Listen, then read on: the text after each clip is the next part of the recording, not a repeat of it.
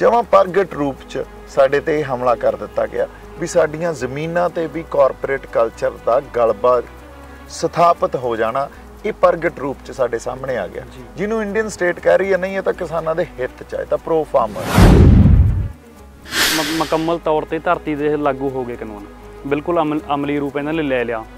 ਇਹ ਕਹਿੰਦੇ ਨੇ कि किसान जिथे मर्जी फसल बेच सकदा, पंजाब ਦੇ ਵਿੱਚ ਇਹਨਾਂ ਦੀ ਕਿਸੇ ਨੇ ਫਸਲ ਆਪਣੀ ਕਿਸਾਨਾਂ ਦੀ ਕਿਸੇ ਨੇ ਚੱਕਣੀ ਨਹੀਂ ਫਸਲ, ਤੇ ਦੂਜੇ ਸੂਬਿਆਂ ਨੇ ਕਹਿਣਾ ਸਾਡੇ ਇੱਥੇ ਵੜਨਾ ਨਹੀਂ। ਉਦੋਂ ਫਿਰ ਜਿਹੜੇ ਹਾਲਾਤ ਪੈਦਾ ਹੋਣਗੇ ਉਹ ਬੜੇ ਭਿਆਨਕ ਭਾਈ ਉਹਨਾਂ ਨੂੰ ਹੀ ਤਾਂ ਸੰਬੋਧਨ ਕਰ ਰਹੇ ਆ। ਪ੍ਰੋਟੈਸਟ ਕਾਹਦੇ ਖਾਤਰ ਹੋ ਰਿਹਾ? ਬਿਲਕੁਲ ਇਹ ਕਹਿ ਰਿਹਾ ਐਮਐਸਪੀ ਲਓ ਜੀ, ਕਹਿੰਦੇ ਸਰਕਾਰ ਕਹਿੰਦੀ ਐਮਐਸਪੀ ਲਓ, ਉਹਦਾ ਕੋਈ ਹੱਲ ਨਹੀਂ ਹੈ ਨਾ। ਲੜਾਈ ਐਮਐਸਪੀ ਦੀ ਨਹੀਂ ਹੈ। ਇਹ ਕਹਿ ਰਹੇ ਇੱਕ ਦੇਸ਼ ਇੱਕ ਮੰਡੀ, ਲੜਾਈ ਉਹ ਤਾਂ ਬਾਹਲੀ ਖਤਰਨਾਕ ਆ। ਬਿਲਕੁਲ ਲੌਜਿਸਟਿਕਸ ਦਾ ਕੀ ਕਰੋਗੇ ਤੁਸੀਂ? ਇੱਕ ਦੇਸ਼ ਇੱਕ ਮੰਡੀ, ਪਹਿਲਾਂ ਤਾਂ ਉਹਨਾਂ ਨੇ ਵੇਚਣ ਨਹੀਂ ਦੇਣੀ, ਮੰਨ ਲਓ ਵੇਚਣ ਦੇ ਵੀ ਦਿੰਦੇ ਆ ਤਾਂ ਅਸੀਂ ਟਰਾਂਸਪੋਰਟੇਸ਼ਨ ਕਿੱਥੋਂ ਲੈ ਕੇ ਆਵਾਂਗੇ, ਸਟੋਰੇਜ ਕਿੱਥੋਂ ਲੈ ਕੇ ਆਵਾਂਗੇ, ਖਰਚਾ ਕਿਸਾਨ ਕਿਵੇਂ ਝੱਲੂਗਾ? ਕੀ ਇਹ ਹਮਲਾ ਜਿਹੜਾ ਇਹ ਪੰਜਾਬ ਦੀ ਇਕਨੋਮੀ ਤੇ ਇੱਕ ਹਮਲਾ ਕੇਂਦਰ ਵੱਲੋਂ ਕੀਤਾ ਗਿਆ ਹੈ ਕਿ ਇਹ ਪੰਜਾਬ ਲਈ ਉਹ ਹਮਲਾ ਇਸ ਕਰਕੇ ਕਿ ਪੰਜਾਬ ਆਪਣੇ ਹੱਕਾਂ ਲਈ ਬੋਲਦਾ, ਆਪਣੇ ਹੱਕਾਂ ਦੀ ਗੱਲ ਕਰਦਾ। ਇਹਦੇ ਪਿੱਛੇ ਇੱਕ ਬਹੁਤ ਵੱਡੀ ਵਿਚਾਰਧਾਰਕ ਸੋਚ ਆ ਜੀ, ਉਹ ਇੱਕ ਸਟੇਟ ਦੀ ਸੋਚ ਆ ਜੀ, ਰੂਲਿੰਗ ਧਿਰ ਦੀ ਸੋਚ ਆ। ਇਸੇ ਤਰ੍ਹਾਂ ਜੇ ਸਾਡੀ ਵਿਚਾਰਧਾਰਕ ਸੋਚ 'ਚ ਵਖਰੇਵੇਂ ਆ ਜਾਂ ਅਸੀਂ ਕਹਿੰਦੇ ਆ ਵੀ ਸਾਡੀ ਵਿਲੱਖਣਤਾ, ਇਸ ਧਰਤੀ ਦੀ ਵਿਲੱਖਣਤਾ, ਸਾਡਾ ਫਲਸਫਾ ਵੱਖਰਾ, ਉਹਨੂੰ ਵੀ ਖਤਮ ਕਰੋ। ਪੰਜਾਬ ਤੇ ਇੰਨੇ ਮਾਰਾਂ ਪੈ ਚੁੱਕੀਆਂ ਨੇ, ਥੋੜੇ ਸਮੇਂ ਬਾਅਦ ਪੰਜਾਬ ਇੱਕ ਮਤਲਬ ਖਤਮ ਹੋਣ ਖਾਤਮੇ ਵੱਲ ਜਾ ਰਿਹਾ ਹੈ। ਇਸੇ ਕਦੋਂ ਇਹ ਠੱਲ ਪੈ ਸਕਦੀ ਹੈ, ਕਿਵੇਂ ਇਸ ਦਾ ਖਾਤਮਾ ਹੋ ਸਕਦਾ, ਕਦੋਂ ਪੰਜਾਬ ਸੁਤੰਤਰ ਹੋ ਕੇ ਆਪਣੇ ਪੈਰਾਂ ਤੇ ਖੜ ਸਕਦਾ? ਬਈ ਇਹਦਾ ਹੱਲ ਤਾਂ ਇੰਡੀਅਨ ਸਟੇਟ ਦੀ ਸੋਚ 'ਚ ਤੁਸੀਂ ਸੰਘਰਸ਼ ਕਰ ਰਹੇ ਹੋ, ਕਿਸਾਨ ਜਥੇਬੰਦੀਆਂ ਹੋ ਗਈਆਂ, ਹੋਰ ਜਿਵੇਂ ਪੰਜਾਬ ਦੇ ਸੰਘਰਸ਼ ਕਰ ਰਹੇ ਨੇ, ਤਾਂ ਅੱਗੇ ਫਿਰ ਇਹ ਸੰਘਰਸ਼ ਕਿਸ ਰੂਪ ਦੇ ਵਿੱਚ ਲੜਿਆ ਜਾਵੇਗਾ? ਇੰਡੀਅਨ ਸਟੇਟ ਨਾਲ ਲੜਨਾ ਕੋਈ ਖਾਲਾ ਜੀ ਦਾ ਵਾੜਾ ਤਾਂ ਹੈ ਨਹੀਂ। ਸਾਨੂੰ ਤਰੀਕਾ ਸਲੀਕਾ ਲੱਭਣਾ ਪੈਣਾ, ਸਟ੍ਰੈਟਜੀਜ਼ ਬਣਾਉਣੀਆਂ ਪੈਣੀਆਂ। ਮੈਂ ਆਪਦੇ ਤੌਰ ਤੇ ਇੰਟੈਲੈਕਚੁਅਲ ਵਰਗ ਨਾਲ ਗੱਲ ਕਰਕੇ ਇਹਦੇ ਤੇ ਮੰਥਨ ਵੀ ਚੱਲ ਰਿਹਾ। ਸਤਿ ਸ਼੍ਰੀ ਅਕਾਲ ਦੋਸਤੋ, ਚੈਨਲ ਪੰਜਾਬੀ ਤੇ ਗਲੋਬਲ ਪੰਜਾਬ ਦੇਖ ਰਹੇ ਸਾਰੇ ਦੋਸਤਾਂ ਦਾ ਸਵਾਗਤ ਹੈ। ਦੋਸਤੋ, ਜਿਵੇਂ ਤੁਸੀਂ ਜਾਣਦੇ ਹੋ ਕਿ ਕੇਂਦਰ ਸਰਕਾਰ ਨੇ ਖੇਤੀ ਨਾਲ ਸੰਬੰਧਿਤ 3 ਆਰਡੀਨੈਂਸ ਪਾਸ ਕੀਤੇ ਨੇ। ਦਰਅਸਲ ਇਹਨਾਂ ਆਰਡੀਨੈਂਸਾਂ ਨੂੰ ਲੈ ਕੇ ਥਾਂ ਪੰਜਾਬ ਦੇ ਵਿੱਚ ਧਰਨੇ ਲੱਗ ਰਹੇ ਨੇ, ਇਹਨਾਂ ਦਾ ਵਿਰੋਧ ਹੋ ਰਿਹਾ ਹੈ। ਪਰ ਦਰਅਸਲ ਦੇਖਣ ਵਾਲੀ ਗੱਲ ਇਹ ਹੈ ਕਿ ਇਹ ਲੜਾਈ ਆਰਡੀਨੈਂਸਾਂ ਦੀ ਲੜਾਈ ਨਹੀਂ ਹੈ, ਇਹ ਲੜਾਈ ਕੋਈ ਐਮਐਸਪੀ ਦੀ ਲੜਾਈ ਨਹੀਂ ਹੈ, ਇਹ ਲੜਾਈ ਪੰਜਾਬ ਦੀ ਹੋਣ ਦੀ ਲੜਾਈ ਹੈ, ਪੰਜਾਬ ਦੀ ਹੋਣੀ ਦੀ ਲੜਾਈ ਹੈ। ਕਿਉਂਕਿ ਜੇਕਰ ਖੇਤੀ ਖਤਮ ਹੋ ਗਈ ਤਾਂ ਪਿੰਡ ਖਤਮ ਹੋ ਜਾਣਗੇ, ਪੰਜਾਬ ਖਤਮ ਹੋ ਜਾਊਗਾ। ਕਿਤੇ ਨਾ ਕਿਤੇ ਇਹਨਾਂ ਆਰਡੀਨੈਂਸਾਂ ਨਾਲ ਪੰਜਾਬ ਦੀ ਹੋਣ ਦੇ ਉੱਤੇ ਸਵਾਲ ਖੜੇ ਹੁੰਦੇ ਨੇ, ਉਹਨਾਂ 'ਤੇ ਹਮਲਾ ਹੁੰਦਾ ਜੋ ਇਹਨੂੰ ਸਾਡੇ ਪੰਜਾਬ ਨੂੰ ਇੱਕ ਨਿਵਾਣ ਵੱਲ ਲੈ ਜਾਊਗਾ, ਇੱਕ ਖਾਤਮੇ ਵੱਲ ਪੰਜਾਬ ਨੂੰ ਲੈ ਕੇ ਚਲੇ ਜਾਊਗਾ। ਉਹ ਪੰਜਾਬ ਜੋ 1947 ਤੋਂ ਲੈ ਕੇ ਅੱਜ 2020 ਤੱਕ ਆਪਣੇ ਪਿੰਡੇ ਉੱਤੇ ਅੱਲੇ ਜ਼ਖਮ ਚੱਲਦੇ ਆਇਆ ਹੈ, ਤੇ ਉਹ ਜ਼ਖਮ ਸਾਡੇ ਪਿੰਡੇ ਉੱਤੇ, ਪੰਜਾਬ ਦੇ ਪਿੰਡੇ ਉੱਤੇ, ਪੰਜਾਬ ਦੇ ਵਸਨੀਕਾਂ ਉੱਤੇ, ਪੰਜਾਬ ਦੇ ਰਹਿਣ ਵਾਲੇ ਲੋਕਾਂ ਦੇ ਉੱਤੇ ਨਸੂਰ ਬਣ ਕੇ ਉਹ ਜ਼ਖਮ ਰਿਸਦੇ ਆ ਰਹੇ ਨੇ। ਤੁਸੀਂ ਪਿਛਲੇ ਦਿਨਾਂ ਦੇ ਵਿੱਚ ਦੇਖਿਆ ਹੋਵੇਗਾ ਕਿ 25 ਸਤੰਬਰ ਨੂੰ ਧਰਨਾ ਲੱਗਿਆ ਸੀ ਸ਼ੰਭੂ ਬਾਰਡਰ 'ਤੇ। ਉਹ ਧਰਨਾ ਅਲੱਗ-ਅਲੱਗ ਉਹਦੇ ਵਿੱਚ ਨੌਜਵਾਨਾਂ ਦੀ ਵੀ ਸ਼ਮੂਲੀਅਤ ਸੀ, ਉਹਦੇ ਵਿੱਚ ਹੋਰ ਵੀ ਕਈ ਜਥੇਬੰਦੀਆਂ ਨੇ ਜੋ ਪੰਥ ਦਰਦੀ ਨੇ, ਲੋਕ ਦਰਦੀ ਨੇ, ਪੰਜਾਬ ਦਰਦੀ ਨੇ ਆ ਕੇ ਸ਼ਮੂਲੀਅਤ ਕੀਤੀ ਸੀ। ਉਹਦੇ ਵਿੱਚ ਇੱਕ ਨਾਮ ਸੀ ਬਾਈ ਦੀਪ ਸਿੱਧੂ ਦਾ। ਬਾਈ ਦੀਪ ਸਿੱਧੂ ਤੁਸੀਂ ਹੁਣ ਪਿਛਲੇ ਕੁਝ ਸਮੇਂ ਤੋਂ ਸੋਸ਼ਲ ਮੀਡੀਆ 'ਤੇ ਦੇਖ ਰਹੇ ਹੋ ਕਿ ਬਾਈ ਬੋਲ ਰਿਹਾ ਹੈ ਪੰਜਾਬ ਦੇ ਹਿੱਤਾਂ ਲਈ, ਪੰਜਾਬ ਦੇ ਹੱਕਾਂ ਦੇ ਲਈ ਬਾਈ ਗੱਲ ਕਰ ਰਿਹਾ। ਅੱਜ ਸਾਡੇ ਨਾਲ ਬਾਈ ਮੌਜੂਦ ਨੇ, ਬਾਈ ਦੀਪ ਸਿੱਧੂ। ਬਾਈ ਜੀ ਤੁਹਾਡਾ ਸਵਾਗਤ ਹੈ। ਸਤਿ ਸ਼੍ਰੀ ਅਕਾਲ ਬਾਈ ਜੀ, ਕੀ ਹਾਲ ਹੈ? ਬਾਈ ਠੀਕ ਹੈ ਬਾਈ ਜੀ। ਬਾਈ ਜੀ ਤੁਸੀਂ ਕਿਵੇਂ ਦੇਖਦੇ ਹੋ, ਕਿਉਂਕਿ ਜਿਹੜੇ ਸਰਕਾਰ ਨੇ 3 ਆਰਡੀਨੈਂਸ ਪਾਸ ਕੀਤੇ ਨੇ, ਇਹ ਕੋਈ ਦੇਖੋ 6 ਮਹੀਨੇ ਸਾਲ ਪਹਿਲਾਂ ਪੁਰਾਣੀ ਗੱਲ ਨਹੀਂ ਹੈ, 1992 ਤੋਂ ਇਹਨਾਂ ਦਾ ਇਹ ਚੱਲਿਆ ਆ ਰਿਹਾ ਹੈ। ਭਾਵੇਂ ਅੱਜ ਕੋਈ ਵੀ ਪਾਰਟੀਆਂ ਕਹੀ ਜਾਣ ਕਿ ਅਸੀਂ ਨਾਲ ਖੜੇ ਹਾਂ। ਤੁਸੀਂ ਇੱਕ ਵੀਡੀਓ ਦੇਖੀ ਹੋਣੀ, ਸੁਸ਼ਮਾ ਸਵਰਾਜ ਜਦੋਂ ਵਿਰੋਧ ਕਰ ਰਹੀ ਹੈ ਪਾਰਲੀਮੈਂਟ ਦੇ ਵਿੱਚ ਖੜ ਕੇ। ਅੱਜ ਜੇਕਰ ਇਹ ਕਾਂਗਰਸ ਸਰਕਾਰ ਪਾਸ ਕਰਦੀ, ਕਿਉਂਕਿ ਮੈਂ ਸਪਸ਼ਟ ਕਹੂੰਗਾ ਜੇਕਰ ਕਾਂਗਰਸ ਸਰਕਾਰ ਪਾਸ ਕਰਦੀ ਤਾਂ ਬੀਜੇਪੀ ਨੇ ਵਿਰੋਧ ਕਰਨਾ ਸੀ ਇਹਨਾਂ ਦਾ। ਇਸ ਤੋਂ ਪਹਿਲਾਂ ਅਕਾਲੀ ਦਲ ਵੀ ਇਹਨਾਂ ਆਰਡੀਨੈਂਸਾਂ ਦੇ ਹੱਕ ਵਿੱਚ ਖੜਦਾ ਆਇਆ ਸੀ। ਉਹਨਾਂ ਦਾ ਕਹਿਣਾ ਸੀ ਕਿ ਜੇ ਆਰਡੀਨੈਂਸ ਨੇ ਇਹ ਪੰਜਾਬ ਦੇ ਹਿੱਤਾਂ ਲਈ ਨੇ, ਪੰਜਾਬ ਦੀ ਕਿਸਾਨੀ ਦੀ ਆਮਦਨ ਦੁੱਗਣੀ ਕਰਨਗੇ। ਪਰ ਜਦੋਂ ਪੰਜਾਬ ਦੇ ਵਿੱਚ ਵਿਰੋਧ ਹੁੰਦਾ ਦਿਖਿਆ ਕਿ ਹੁਣ ਸਾਨੂੰ ਲੋਕ ਪਿੰਡਾਂ 'ਚ ਨਹੀਂ ਵੜਨ ਦੇਣਗੇ, ਉਦੋਂ ਫਿਰ ਉਹ ਆਰਡੀਨੈਂਸ ਦੇ ਉਲਟ ਹੋ ਗਏ। ਇਸ ਤੋਂ ਫਿਰ ਅਲੱਗ-ਅਲੱਗ ਪਾਰਟੀਆਂ ਵੀ ਆਪਣੀ ਸਿਆਸਤ ਕਰ ਰਹੀਆਂ ਨੇ। ਕਿਸੇ ਦਾ ਕਹਿਣਾ ਕਿ ਕੈਪਟਨ ਅਮਰਿੰਦਰ ਸਿੰਘ ਨੇ 2017 'ਚ ਸੋਧ ਕਰਕੇ APMC ਦੇ ਵਿੱਚ ਇਹ ਰਾਹ ਪੱਧਰਾ ਕਰ ਦਿੱਤਾ ਸੀ, ਪਰ ਉਹਨਾਂ ਨੇ ਇੱਕ ਰੂਲ ਫਰੇਮ ਕੀਤਾ ਸੀ ਕਿ ਝੋਨਾ ਤੇ ਕਣਕ ਸਰਕਾਰੀ ਖਰੀਦ ਹੀ ਹੋਵੇਗੀ ਇਹਦੀ। ਤਾਂ ਤੁਸੀਂ ਇਸ ਵਰਤਾਰੇ ਨੂੰ ਕਿਵੇਂ ਦੇਖਦੇ ਹੋ? ਕਿ ਇਹ ਹਮਲਾ ਜਿਹੜਾ ਇਹ ਪੰਜਾਬ ਦੀ ਇਕਨੋਮੀ ਤੇ ਇੱਕ ਹਮਲਾ ਕੇਂਦਰ ਵੱਲੋਂ ਕੀਤਾ ਗਿਆ ਹੈ, ਕਿ ਇਹ ਪੰਜਾਬ ਲਈ ਉਹ ਹਮਲਾ ਇਸ ਕਰਕੇ ਕਿ ਪੰਜਾਬ ਆਪਣੇ ਹੱਕਾਂ ਲਈ ਬੋਲਦਾ, ਆਪਣੇ ਹੱਕਾਂ ਦੀ ਗੱਲ ਕਰਦਾ, ਤੁਸੀਂ ਇਹਨੂੰ ਕਿਵੇਂ ਦੇਖਦੇ ਹੋ? ਦੇਖੋ, ਇਹ ਇਕੱਲਾ ਆਰਥਿਕ ਮਸਲਾ ਨਹੀਂ ਹੈ, ਇਹਦੇ ਪਿੱਛੇ ਇੱਕ ਬਹੁਤ ਵੱਡੀ ਵਿਚਾਰਧਾਰਕ ਸੋਚ ਆ ਜੀ। ਉਹ ਇੱਕ ਸਟੇਟ ਦੀ ਸੋਚ ਆ ਜੀ, ਰੂਲਿੰਗ ਧਿਰ ਦੀ ਸੋਚ ਆ। ਬੀਜੇਪੀ ਕਾਂਗਰਸ ਇਹ ਸਿਰਫ ਪੋਲੀਟੀਕਲ ਫਰੰਟ ਆ, ਪਰ ਜਿਹੜੀ ਰੂਲਿੰਗ ਧਿਰ ਆ, ਜਿਹੜੀ ਇੰਡੀਅਨ ਸਟੇਟ ਆ, ਉਹਦੀ ਸੋਚ ਇਹ ਆ ਵੀ ਸਾਡੇ ਇੱਥੇ ਕਿਸੇ ਤਰ੍ਹਾਂ ਦਾ ਵੀ ਵਖਰੇਵਾਂ ਆਰਥਿਕ ਤੌਰ ਤੇ ਇਹ ਵੀ ਹੋ ਸਕਦਾ ਅਸੀਂ ਬਹੁਤ ਜ਼ਿਆਦਾ ਪਰ ਕੈਪੀਟਾ ਇਨਕਮ ਸਾਡੀ ਜ਼ਿਆਦਾ, ਤਾਂ ਉਹਨੂੰ ਬਾਕੀ ਇਸ ਖਿੱਤੇ ਦੇ, ਇਸ ਦੇਸ਼ ਦੇ ਰਾਜਾਂ ਦੇ ਅਨੁਕੂਲ ਲੈ ਕੇ ਆਓ। ਜੇ ਘੱਟ ਆ ਤਾਂ ਉਸ ਹਿਸਾਬ ਨਾਲ ਵੀ ਉਹਨੂੰ ਅਨੁਕੂਲ ਲੈ ਕੇ ਆਓ। ਇਸੇ ਤਰ੍ਹਾਂ ਜੇ ਸਾਡੀ ਵਿਚਾਰਧਾਰਕ ਸੋਚ 'ਚ ਵਖਰੇਵੇਂ ਆ, ਜਾਂ ਅਸੀਂ ਕਹਿੰਦੇ ਆ ਵੀ ਸਾਡੀ ਵਿਲੱਖਣਤਾ, ਇਸ ਧਰਤੀ ਦੀ ਵਿਲੱਖਣਤਾ, ਸਾਡਾ ਫਲਸਫਾ ਵੱਖਰਾ, ਉਹਨੂੰ ਵੀ ਖਤਮ ਕਰੋ, ਉਹਨੂੰ ਵੀ ਅਸਿਮੀਲੇਟ ਕਰੋ ਆਪਦੇ ਆਪ 'ਚ, ਤੇ ਇਸ ਖਿੱਤੇ 'ਚ ਵੀ ਇੱਕ ਇਹੋ ਜਿਹੀ ਸੋਚ ਪੈਦਾ ਕਰ ਦਿਓ ਜਿਹੜੀ ਇੰਡੀਅਨ ਸਟੇਟ ਚਾਹੁੰਦੀ ਆ। ਸੋ ਉਸੇ ਵਰਤਾਰੇ ਦਾ ਇਹ ਹਿੱਸਾ ਜਿਹੜਾ ਆਰਡੀਨੈਂਸਸ ਆ ਹੁਣ ਖੇਤੀ ਤੇ ਆਏ। ਜੇ ਤੁਸੀਂ ਕਹਿੰਦੇ ਹੋ ਪੰਜਾਬ ਦੀ ਹੋਂਦ ਦੀ ਲੜਾਈ ਆ, ਪੰਜਾਬ ਦੀ ਹੋਂਦ ਦੀ ਲੜਾਈ ਕਦੋਂ ਹੋ ਸਕਦੀ ਹੈ? ਜਦੋਂ ਸਾਡੀ ਆਈਡੈਂਟੀਟੀ, ਸਾਡੀ ਇਸ ਐਗਜ਼ਿਸਟੈਂਸ ਨੂੰ ਕੋਈ ਖਤਮ ਕਰੇ, ਤਾਂ ਹੀ ਹੋਂਦ ਦੀ ਲੜਾਈ ਹੈ। ਉਹ ਖਤਮ ਕਦੋਂ ਹੁੰਦੀ ਹੈ? ਜਦੋਂ ਸਾਡੀ ਮਾਂ ਬੋਲੀ, ਸਾਡਾ ਇਤਿਹਾਸ, ਸਾਡੀ ਜ਼ਮੀਨ, ਸਾਡੀ ਆਈਡੈਂਟੀਟੀ, ਸਾਡਾ ਪਾਣੀ, ਸਾਡੇ ਹੋਰ ਬਹੁਤ ਮਸਲੇ ਆ ਜਿਹੜੇ ਹਨਾ, ਇਹਨਾਂ ਸਾਰਿਆਂ ਤੇ ਹਮਲੇ ਹੋਏ ਹੋਣ। ਸੋ ਅਸੀਂ ਉਹ ਹਮਲੇ ਵੀ ਦੇਖ ਰਹੇ ਹਾਂ ਕਿਸੇ ਨਾ ਕਿਸੇ ਰੂਪ 'ਚ, ਕਦੇ ਪ੍ਰਗਟ ਹੋ ਜਾਂਦੇ ਆ, ਕਦੇ ਨਹੀਂ ਪ੍ਰਗਟ ਹੁੰਦੇ ਆ, ਦ੍ਰਿਸ਼ ਰੂਪ 'ਚ ਹੁੰਦੇ ਆ। ਹੁਣ ਜਮਾਂ ਪ੍ਰਗਟ ਰੂਪ 'ਚ ਸਾਡੇ ਤੇ ਇਹ ਹਮਲਾ ਕਰ ਦਿੱਤਾ ਗਿਆ ਵੀ ਸਾਡੀਆਂ ਜ਼ਮੀਨਾਂ ਤੇ ਵੀ ਕਾਰਪੋਰੇਟ ਕਲਚਰ ਦਾ ਗਲਬਾ ਸਥਾਪਿਤ ਹੋ ਜਾਣਾ, ਇਹ ਪ੍ਰਗਟ ਰੂਪ 'ਚ ਸਾਡੇ ਸਾਹਮਣੇ ਆ ਗਿਆ। ਜਿਹਨੂੰ ਇੰਡੀਅਨ ਸਟੇਟ ਕਹਿ ਰਹੀ ਹੈ, ਨਹੀਂ ਇਹ ਤਾਂ ਕਿਸਾਨਾਂ ਦੇ ਹਿੱਤ 'ਚ ਹੈ, ਤਾਂ ਪ੍ਰੋ ਫਾਰਮਰ ਆ। ਜੇ ਅਸੀਂ ਅੱਜ ਖੜੇ ਹੋਏ ਆ, ਐਡਾ ਵੱਡਾ ਉਭਾਰ ਖੜਾ ਹੋਇਆ, ਤਾਂ ਉਹਦੇ ਪਿੱਛੇ ਜੇ ਕੋਈ ਕਾਰਨ ਆ, ਉਸ ਕਾਰਨ ਨੂੰ ਸੁਣਦੇ ਵੀ ਨਹੀਂ, ਉਹਦਾ ਕੋਈ ਸੰਵਾਦ ਹੀ ਨਹੀਂ ਹੋਇਆ। ਐਡਾ ਵੱਡੇ ਪ੍ਰੋਟੈਸਟ ਹੋ ਗਏ, ਹਜੇ ਤੱਕ ਕਿਸੇ ਨੇ ਕੋਈ ਸੰਵਾਦ ਹੀ ਨਹੀਂ ਕਰਨਾ ਚਾਹਿਆ। ਬਾਈ ਜੀ 1947 ਤੋਂ ਲੈ ਕੇ ਚਾਹੇ ਪੰਜਾਬੀ ਸੂਬਾ ਬਣਨ ਤੱਕ ਦੀ ਗੱਲ ਹੋਵੇ, ਕਿਉਂਕਿ ਪੰਜਾਬੀ ਸੂਬਾ ਅਸੀਂ ਇੱਕ ਇਹ ਲੜ ਕੇ ਹੀ ਲਿਆ ਹੈ, ਤੇ ਦੂਜਾ 84 ਤੋਂ ਬਾਅਦ 10 ਸਾਲ ਦਾ ਖਾੜਕੂ ਦੌਰ, ਤੇ ਉਸ ਤੋਂ ਬਾਅਦ ਅੱਜ ਤੱਕ ਦਾ। ਇਹ ਤੁਹਾਨੂੰ ਲੱਗਦਾ ਕਿ ਥੋੜ੍ਹੇ ਸਮੇਂ ਬਾਅਦ ਪੰਜਾਬ ਦੇ ਵਿੱਚ ਇਹ ਜੋ ਮੂਵਮੈਂਟਸਾਂ ਬਣਾਈ ਜਾਂਦੀਆਂ ਨੇ, ਤੇ ਫਿਰ ਉੱਥੋਂ ਪੰਜਾਬ ਨੂੰ ਕਿਤੇ ਨਾ ਕਿਤੇ ਖਤਮ ਕੀਤਾ ਜਾਂਦਾ, ਪੰਜਾਬ ਨੂੰ ਦੱਬਿਆ ਜਾਂਦਾ? ਚਾਹੇ 84 ਹੋਇਆ ਹੋਵੇ, ਉਸ ਤੋਂ ਪਹਿਲਾਂ ਜਦੋਂ 1955 ਦੇ ਵਿੱਚ ਪਾਣੀ ਦੇ ਸਮਝੌਤੇ ਹੋਏ ਸੀ, ਉਦੋਂ ਪੰਜਾਬ ਨਾਲ ਬੇਇਨਸਾਫੀ ਹੋਈ ਸੀ, ਤੇ 84 ਤੋਂ ਬਾਅਦ 10 ਸਾਲ ਦੇ ਵਿੱਚ ਪੰਜਾਬ ਨੇ ਜੋ ਸੰਤਾਪ ਝੱਲਿਆ ਆਪਣੇ ਪਿੰਡੇ ਦੇ ਉੱਤੇ, ਉਹ ਜ਼ਖਮ ਦਾ ਨਸੂਰ ਬਣ ਕੇ ਅੱਜ ਵੀ ਆਪਾਂ ਉਹਨਾਂ ਨੂੰ ਭੋਗ ਰਹੇ ਹਾਂ ਤੇ ਚੱਲ ਰਹੇ ਹਾਂ। ਤੁਸੀਂ ਭਾਵੇਂ ਅੱਜ ਆਰਡੀਨੈਂਸਾਂ ਦੀ ਗੱਲ ਕਰ ਲਓ, ਇਸ ਸਾਰੇ ਮਸਲੇ ਦਾ ਹੱਲ ਕੀ ਹੈ?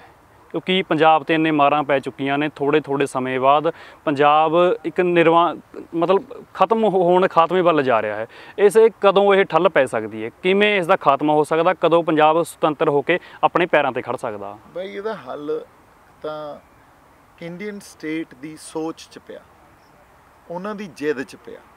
ਜਦੋਂ ਤੱਕ ਉਹ ਜਿੱਦ ਨਹੀਂ ਛੱਡਣਗੇ ਵੀ ਇੱਕ ਬਹੁ ਕੌਮੀਅਤ ਜਿਹੜੀ ਆ, ਜਦੋਂ ਤੱਕ ਇਹ ਨਹੀਂ ਮੰਨਣਗੇ ਵੀ ਇੰਡੀਆ ਇੱਕ ਟੈਰੀਟੋਰੀਅਲ ਸਪੇਸ ਆ, ਇੱਥੇ ਬਹੁਤ ਤਰ੍ਹਾਂ ਦੀ ਕੌਮੀਅਤ ਮਿਲ ਕੇ ਇੱਕ ਦੇਸ਼ ਬਣਾਉਂਦੀਆਂ, ਇੱਕ ਟੈਰੀਟੋਰੀਅਲ ਸਪੇਸ ਰਚਦੀਆਂ ਜੀ। ਔਰ ਇਹ ਬਹੁਤ ਕੌਮੀਅਤ ਆ ਜਿਹੜੀ, ਇਹ ਬਹੁਤ ਜ਼ਰੂਰੀ ਹੈ ਸਾਰੇ ਖਿੱਤੇ ਲਈ। ਉਹਨੂੰ ਮਾਣ ਸਨਮਾਨ ਦਿਓ, ਹਰ ਤਰ੍ਹਾਂ ਦੀ ਕੌਮੀਅਤ ਨੂੰ ਨਾਲ ਲੈ ਕੇ ਚੱਲੋ। ਕਲਚਰਲ ਡਾਇਵਰਸਿਟੀ ਨੂੰ ਜਿਵੇਂ ਬਾਇਓਡਾਇਵਰਸਿਟੀ ਨੂੰ ਆਪਾਂ ਸਮਝਦੇ ਹਾਂ, ਉਵੇਂ ਹੀ ਕਲਚਰਲ ਡਾਇਵਰਸਿਟੀ ਨੂੰ ਅੰਡਰਸਟੈਂਡ ਕਰੋ ਜੀ। ਕੌਨਸਟੀਟਿਊਸ਼ਨ 'ਚ ਕਈ ਤਰ੍ਹਾਂ ਦੇ ਸੁਧਾਰਾਂ ਦੀ ਜ਼ਰੂਰਤ ਆ, ਉਹ ਸੁਧਾਰ ਹੋਣੇ ਚਾਹੀਦੇ ਆ। ਸੋ ਟੋਟੈਲਿਟੀ 'ਚ ਜਦੋਂ ਇੱਕ ਫੈਡਰਲ ਸਟਰਕਚਰ ਨੂੰ ਅਸੀਂ ਸਮਝਾਂਗੇ, ਟੋਟੈਲਿਟੀ 'ਚ ਅਸੀਂ ਮਲਟੀਕਲਚਰਲਿਜ਼ਮ ਨੂੰ ਸਮਝਾਂਗੇ ਜਾਂ ਇੰਡੀਅਨ ਸਟੇਟ ਸਮਝੂਗੀ, ਉਦੋਂ ਹੀ ਹੱਲ ਹੋਊਗਾ। ਅਦਰਵਾਈਜ਼ ਫਿਰ ਵਿਦਰੋਹ ਉੱਠਣਗੇ, ਤਣਾਅ ਟਕਰਾਅ ਪੈਦਾ ਹੋਣਗੇ, ਔਰ ਸਪੈਸ਼ਲੀ ਸਾਡੀ ਧਰਤੀ 'ਤੇ ਜਿੰਨਾ ਤੁਸੀਂ ਸਾਨੂੰ ਦੱਬੋਗੇ, ਜਿੰਨਾ ਜ਼ਬਰ ਜ਼ੁਲਮ ਕਰੋਗੇ ਸਾਡੇ 'ਤੇ, ਅਸੀਂ ਓਨੇ ਹੀ ਤੁਹਾਡੇ ਖਿਲਾਫ ਆਵਾਜ਼ ਉਠਾਵਾਂਗੇ, ਅੰਦੋਲਨ ਉਠਾਵਾਂਗੇ। ਬਾਈ ਜੀ ਜੇਕਰ 3 ਆਰਡੀਨੈਂਸ ਪਾਸ ਕੀਤੇ ਸੀ, ਹੁਣ ਤਾਂ ਖੈਰ ਕਾਨੂੰਨ ਬਣ ਗਏ ਰਾਸ਼ਟਰਪਤੀ ਦੇ ਸਾਈਨ ਹੋਣ ਤੋਂ ਬਾਅਦ। ਉਹਨਾਂ ਵਿੱਚੋਂ ਇੱਕ ਆਰਡੀਨੈਂਸ ਸੀ ਕਿ ਕਿਸਾਨ ਆਪਣੀ ਫਸਲ ਕਿਤੇ ਵੀ ਲੈ ਕੇ ਵੇਚ ਸਕਦਾ। ਰੋਕ ਤਾਂ ਖੈਰ ਪਹਿਲਾਂ ਵੀ ਨਹੀਂ ਸੀ, ਚਲੋ ਇਹ ਜੋ ਮਰਜ਼ੀ ਕਹਿਣ। ਤਾਂ ਫਿਰ ਹਰਿਆਣਾ ਸਰਕਾਰ ਨੇ ਕਰਤਾ ਕਿ ਪੰਜਾਬ ਦਾ ਕਿਸਾਨ, ਖਾਸ ਕਰਕੇ ਪੰਜਾਬ ਤੇ ਰਾਜਸਥਾਨ ਦਾ ਕਿਸਾਨ ਸਾਡੇ ਇੱਥੇ ਫਸਲ ਵੇਚਣ ਨਾ ਵੜੇ, ਸਾਡੇ ਸੂਬੇ 'ਚ ਪੈਰ ਨਾ ਹੋ ਧਰੇ। ਇੱਕ ਪਾਸੇ ਇਹ ਕਹਿੰਦੇ ਨੇ ਕਿ ਸਾਡਾ ਆਰਡੀਨੈਂਸ ਹੈ, ਕਿਸਾਨ ਕਿਤੇ ਵੀ ਜਾ ਕੇ ਫਸਲ ਵੇਚ ਸਕਦਾ। ਦੇਖੋ ਜਦੋਂ ਇਹ ਮੁਕੰਮਲ ਤੌਰ ਤੇ ਧਰਤੀ ਦੇ ਲਾਗੂ ਹੋ ਗਏ ਕਾਨੂੰਨ, ਬਿਲਕੁਲ ਅਮਲੀ ਰੂਪ ਇਹਨਾਂ ਨੇ ਲੈ ਲਿਆ। ਇਹ ਕਹਿੰਦੇ ਨੇ ਕਿ ਕਿਸਾਨ ਜਿੱਥੇ ਮਰਜ਼ੀ ਫਸਲ ਵੇਚ ਸਕਦਾ। ਪੰਜਾਬ ਦੇ ਵਿੱਚ ਇਹਨਾਂ ਦੀ ਕਿਸੇ ਨੇ ਫਸਲ, ਆਪਣੀ ਕਿਸਾਨਾਂ ਦੀ ਕਿਸੇ ਨੇ ਚੱਕਣੀ ਨਹੀਂ ਫਸਲ, ਤੇ ਦੂਜੇ ਸੂਬਿਆਂ ਨੇ ਕਹਿਣਾ ਸਾਡੇ ਇੱਥੇ ਵੜਨਾ ਨਹੀਂ। ਉਦੋਂ ਫਿਰ ਜਿਹੜੇ ਹਾਲਾਤ ਪੈਦਾ ਹੋਣਗੇ ਉਹ ਬੜੇ ਭਿਆਨਕ ਹੋਣਗੇ। ਬਾਈ ਉਹਨਾਂ ਨੂੰ ਹੀ ਤਾਂ ਸੰਬੋਧਨ ਕਰ ਰਹੇ ਆ, ਪ੍ਰੋਟੈਸਟ ਕਾਹਦੇ ਖਾਤਰ ਹੋ ਰਿਹਾ? ਇਹ ਕਹਿ ਰਿਹਾ ਐਮਐਸਪੀ ਲਓ ਜੀ, ਕਹਿੰਦੇ ਸਰਕਾਰ ਕਹਿੰਦੀ ਐਮਐਸਪੀ ਲਓ। ਉਹਦਾ ਕੋਈ ਹੱਲ ਨਹੀਂ ਆ ਨਾ, ਲੜਾਈ ਐਮਐਸਪੀ ਦੀ ਨਹੀਂ ਆ। ਬਿਲਕੁਲ ਇਹ ਕਹਿ ਰਿਹਾ ਇੱਕ ਦੇਸ਼ ਇੱਕ ਮੰਡੀ, ਲੜਾਈ ਉਹ ਤਾਂ ਬਾਹਲੀ ਖਤਰਨਾਕ ਆ। ਬਿਲਕੁਲ ਲੌਜਿਸਟਿਕਸ ਦਾ ਕੀ ਕਰੋਗੇ ਤੁਸੀਂ? ਇੱਕ ਦੇਸ਼ ਇੱਕ ਮੰਡੀ, ਪਹਿਲਾਂ ਤਾਂ ਉਹਨਾਂ ਨੇ ਵੇਚਣ ਨਹੀਂ ਦੇਣੀ। ਮੰਨ ਲਓ ਵੇਚਣ ਦੇ ਵੀ ਦਿੰਦੇ ਆ ਤਾਂ ਅਸੀਂ ਟਰਾਂਸਪੋਰਟੇਸ਼ਨ ਕਿੱਥੋਂ ਲੈ ਕੇ ਆਵਾਂਗੇ, ਸਟੋਰੇਜ ਕਿੱਥੋਂ ਲੈ ਕੇ ਆਵਾਂਗੇ, ਖਰਚਾ ਕਿਸਾਨ ਕਿਵੇਂ ਝੱਲੂਗਾ? ਬਿਲਕੁਲ 2 ਏਕੜ ਵਾਲਾ ਕਿਵੇਂ ਸਟੋਰ ਕਰ ਸਕਦਾ? ਐਬਸੋਲੂਟਲੀ। ਸੋ ਜੇ ਅਸੀਂ ਇਹਨਾਂ ਸਾਰੇ ਐਸਪੈਕਟਸ ਨੂੰ ਅੰਡਰਸਟੈਂਡ ਹੀ ਨਹੀਂ ਕਰ ਪਾ ਰਹੇ, ਸਾਡੀਆਂ ਜਥੇਬੰਦੀਆਂ ਦੇ ਆਗੂ ਨਹੀਂ ਅੰਡਰਸਟੈਂਡ ਕਰ ਪਾ ਰਹੇ, then I think we are not giving justice to those farmers. ਜੀ ਬਿਲਕੁਲ, ਹਨਾ? ਤੇ ਉਹਨਾਂ ਨੂੰ ਇਨਸਾਫ ਹੀ ਨਹੀਂ ਦੇ ਰਹੇ।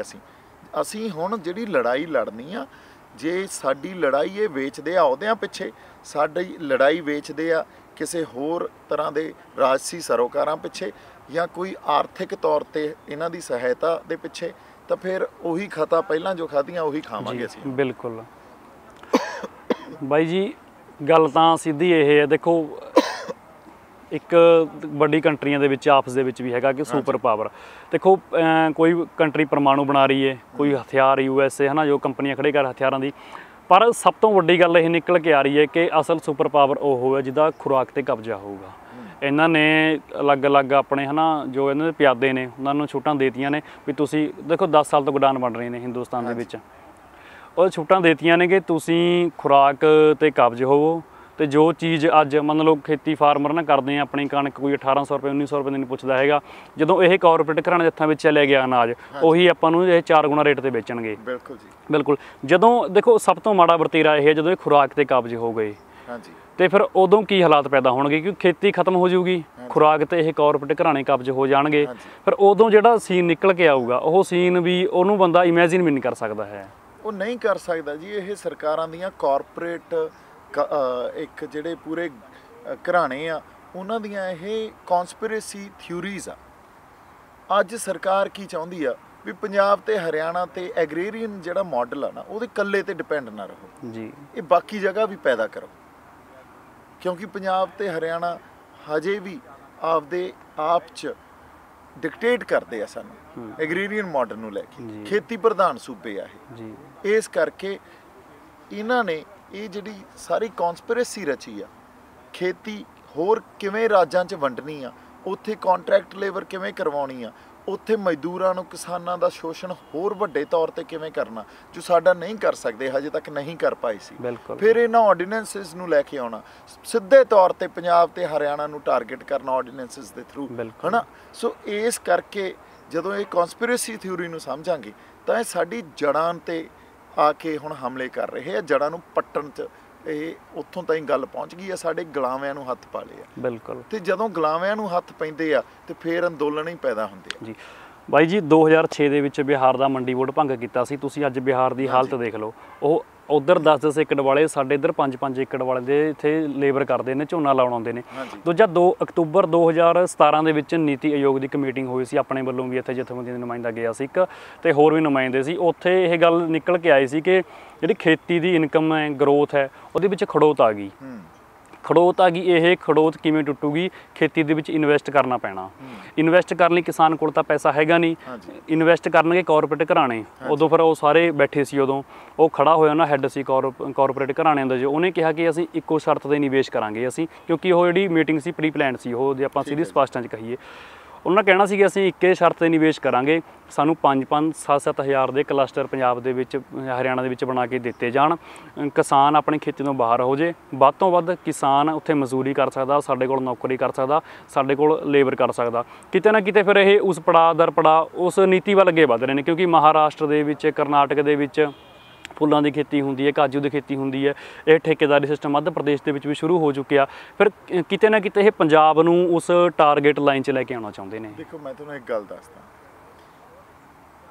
ਇਹ ਨਾ ਇੱਕ ਲੰਬੀ ਡਿਸਕਸ਼ਨ ਹੈ, ਇਹ ਇਕਨੋਮੀ ਦਾ ਪਾਰਟ ਹੈ, ਮਾਡਰਨ ਇਕਨੋਮੀ ਦਾ। ਮਾਡਰਨ ਇਕਨੋਮੀ ਤੇ ਇਹ ਚਾਹੁੰਦੇ ਆ ਵੀ ਅਸੀਂ ਐਗਰੀਕਲਚਰ ਤੇ ਬਾਹਲਾ ਡਿਪੈਂਡ ਨਾ ਕਰੀਏ। ਪਹਿਲੀ ਡਿਪੈਂਡੈਂਸ ਸਾਡੀ ਸਰਵਿਸ ਇਕਨੋਮੀ ਤੇ ਹੋਵੇ, ਸਰਵਿਸ ਇੰਡਸਟਰੀ ਤੇ ਹੋਵੇ ਜੀ। ਦੂਜੀ ਸਾਡੀ ਇੰਡਸਟਰੀ ਜਿਹੜੀ ਮੈਨੂਫੈਕਚਰਰ ਇੰਡਸਟਰੀ ਆ ਉਹਦੇ ਤੇ ਹੋਵੇ ਡਿਪੈਂਡੈਂਸ, ਹੈ ਨਾ, ਇੰਡਸਟਰੀਅਲ ਇਕਨੋਮੀ ਜਿਹਨੂੰ ਆਪਾਂ ਕਹਿੰਦੇ ਆ। ਫਿਰ ਤੀਜੀ ਡਿਪੈਂਡੈਂਸ ਸਾਡੀ ਲਾਸਟ ਜਿਹੜੀ ਆ ਉਹ ਐਗਰੀਕਲਚਰ ਤੇ ਹੋਵੇ, ਜੋ ਕਿ ਬਹੁਤ ਥੋੜੀ ਆ ਵਰਲਡ ਓਵਰ। ਉਹਦੀ ਕੰਟਰੀਬਿਊਸ਼ਨ ਨਾ 2-3% ਹੀ, ਬਿਲਕੁਲ ਨਾ ਮਾਤਰੇ ਰੱਖਦੇ ਹਾਂ ਉਹਨੂੰ ਤਾਂ 2-3% ਆ ਜਿਹੜੀ ਵਰਲਡ ਦੀ GDP ਦੀ, ਬਿਲਕੁਲ ਜੇ ਆਪਾਂ ਪਰਸੈਂਟੇਜ ਜੀ ਬਿਲਕੁਲ, ਜਾਂ ਜਿਹੜੀ ਵਿਕਸਿਤ ਦੇਸ਼ ਆ ਉਹਦੇ ਚ ਐਗਰੀਕਲਚਰ ਦੀ ਜੋ ਕੰਟਰੀਬਿਊਸ਼ਨ ਆ ਹੈ ਨਾ।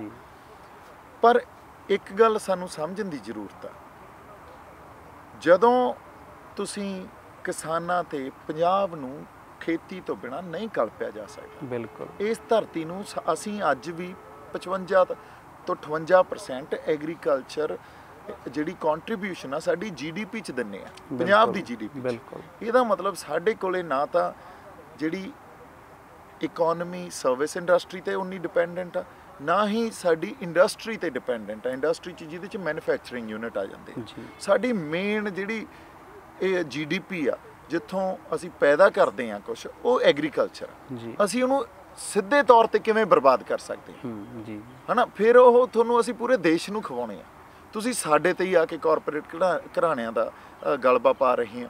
ਅਗਲੀ ਗੱਲ, ਇਹ ਜਿਹੜੀ ਲੈਂਡ ਆ ਨਾ, ਇੱਕ ਰਿਸੋਰਸ ਇਹੋ ਜਿਹਾ ਜਿਹੜਾ ਨੇਚਰ ਨਾਲ ਜੁੜਿਆ ਹੋਇਆ, ਇਹਦੀ ਇੱਕ ਲਿਮਿਟੇਸ਼ਨ ਆ। ਇਹਨੂੰ ਤੁਸੀਂ ਇੰਡਸਟਰੀ ਵਾਂਗੂ ਜਾਂ ਕਿਸੇ ਮੈਨੂਫੈਕਚਰਿੰਗ ਯੂਨਿਟ ਵਾਂਗੂ ਨਾ ਟਰੀਟ ਕਰੋ। ਉੱਥੇ ਤਾਂ ਤੁਸੀਂ ਮਸ਼ੀਨਾਂ ਦੀ ਕਪੈਸਿਟੀ ਵਧਾ ਲਓਗੇ ਤਾਂ ਤੁਸੀਂ ਇੱਕ ਦਿਨ 'ਚ ਜੇ 10 ਯੂਨਿਟ ਕੱਢਦੇ ਹੋ ਕਿਸੇ ਚੀਜ਼ ਦੇ ਮੈਨੂਫੈਕਚਰ ਕਰਦੇ ਹੋ, ਉਹ 50 ਯੂਨਿਟ ਵੀ ਹੋ ਸਕਦੇ ਆ।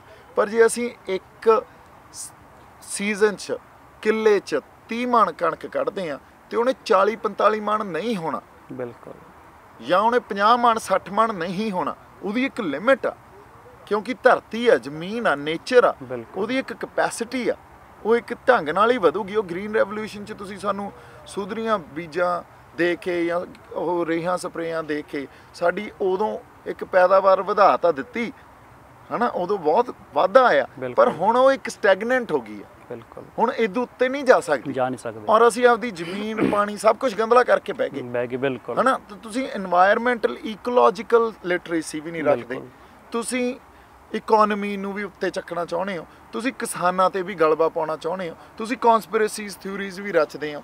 ਤਾਂ ਇਹ ਗੱਲ ਆਏ ਆ ਵੀ ਲੋਕਾਂ ਦੇ ਹਿੱਤਾਂ ਨੂੰ ਮਾਰ ਕੇ, ਨੇਚਰ ਨੂੰ ਬਰਬਾਦ ਕਰਕੇ ਤੁਸੀਂ ਕਦੇ ਵੀ ਜੇ ਕਹੋ ਵੀ ਮੈਂ ਪੈਸਾ ਕਮਾ ਲਾਂ ਤੇ ਕਾਰਪੋਰੇਟ ਘਰਾਣਿਆਂ ਨੂੰ ਦੇ ਦਾਂ ਤੇ ਕਾਰਪੋਰੇਟ ਘਰਾਣੇ ਸਰਕਾਰਾਂ ਨੂੰ ਪਾਲ ਲੈਣ, ਇਹ ਤਾਂ ਬਹੁਤ ਗਲਤ ਨੀਤੀਆਂ।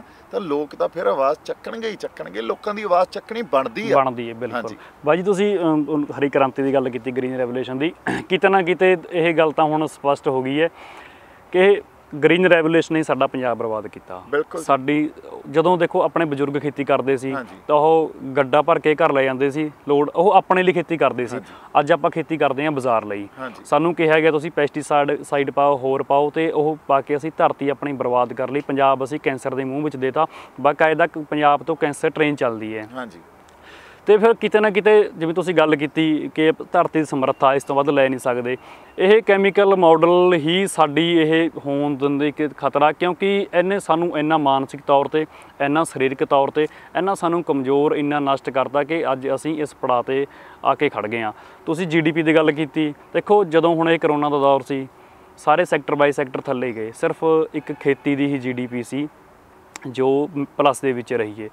ਤਾਂ ਅੱਜ ਸਰਕਾਰਾਂ ਉਹਨੂੰ ਵੀ ਬਰਬਾਦ ਕਰਨ 'ਤੇ ਤੁਰ ਪਈਆਂ ਨੇ। ਤਾਂ ਜੇਕਰ ਇਹ ਸਰਕਾਰ ਮਤਲਬ ਬਾਈ ਜੀ ਲਾਗੂ ਵੀ ਹੋ ਜਾਂਦੇ ਨੇ, ਸਰਕਾਰ ਪਿੱਛੇ ਨਹੀਂ ਹਟਦੀ ਹੈਗੀ। ਉਹ ਆਪਣੇ ਧੱਕੇ ਨਾਲ, ਜਿਵੇਂ ਸਰਕਾਰ ਦਾ ਕਹਿਣਾ ਕਿ ਇਹ ਇਤਿਹਾਸਿਕ ਫੈਸਲਾ ਅਸੀਂ ਵਾਪਸ ਨਹੀਂ ਕਰਾਂਗੇ, ਉਹ ਇਹਨੂੰ ਲਾਗੂ ਵੀ ਕਰ ਦਿੰਦੇ ਨੇ ਮੁਕੰਮਲ ਤੌਰ 'ਤੇ।